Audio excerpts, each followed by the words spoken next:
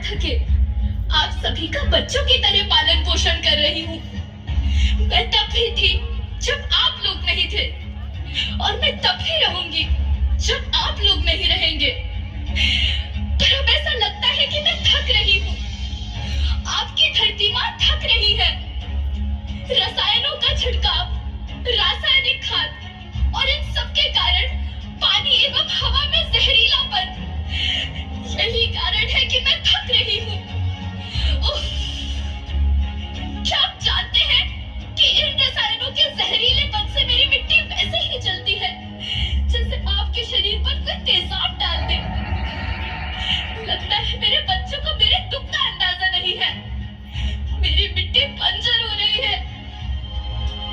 ये रसायन मेरी मिट्टी के उपजाऊपन को खत्म कर रहे हैं और उसमें पाए जाने वाला नमक मेरे शरीर पर मिर्च की तरह जल रहा है। मेरी फसलों की पैदावार कम हो रही है। मैं धीरे धीरे और थक रही हूँ।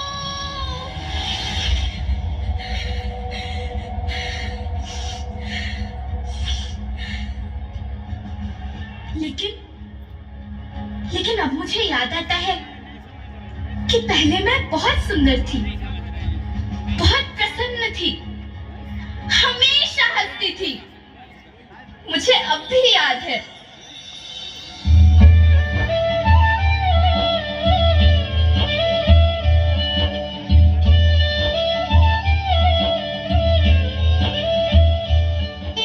मैं तुम्हारी माँ सुंदर क्यों ना होती? मुझे तो सुंदर होना ही था, क्योंकि बीते जमाने में आप मेरे बच्चे ही तो अपनी माँ के रखवाले थे।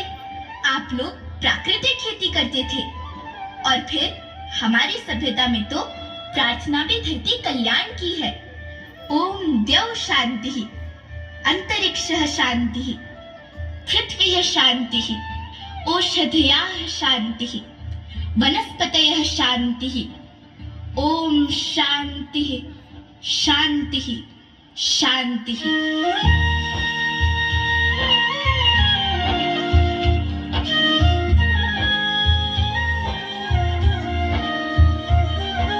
नदियाँ, जंगल, झरने, पर्वत रखना इन्हें संवार के। इनको रौंदा तुम न बचोगी, धरती कहे पुकार के।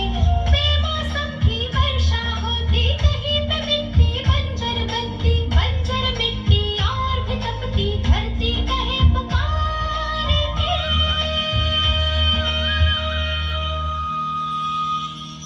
हजारों साल से मनुष्य धरती की गोद में रहता आया है, लेकिन आज मैं आपसे पूछती हूँ कि आपने इसके बदले धरती माँ को क्या दिया? ये जहरीले रसायन, अप्राकृतिक खाद जो मिट्टी को बंजर कर रहे हैं, उर्वरकता को बर्बाद कर रहे हैं।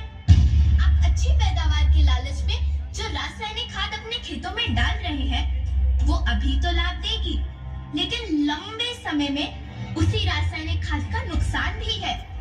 रासायनिक खाद जहर समान है और तो और फसलों में पानी की खपत भी बढ़ गई है, जिससे खेती की लागत बढ़ रही है और पानी का स्तर जमीन के काफी नीचे जा रहा है।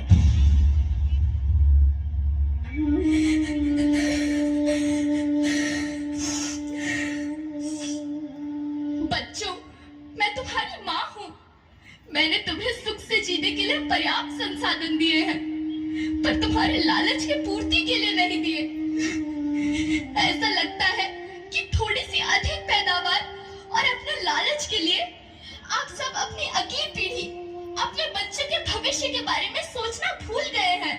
सोचो, क्या तुम अपने बच्चों को ऐसे खेत देना चाहते हो जो बंजर हो?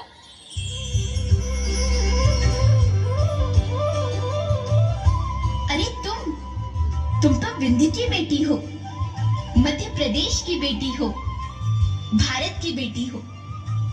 आओ, तुम ही मेरे बच्चों को कुछ बताओ। धरती माँ, हम तो अपने बिंद के समय जनन का केवल इतने कहे चाहे थे कि प्राकृतिक खेती या समय के माप बन चुकी है।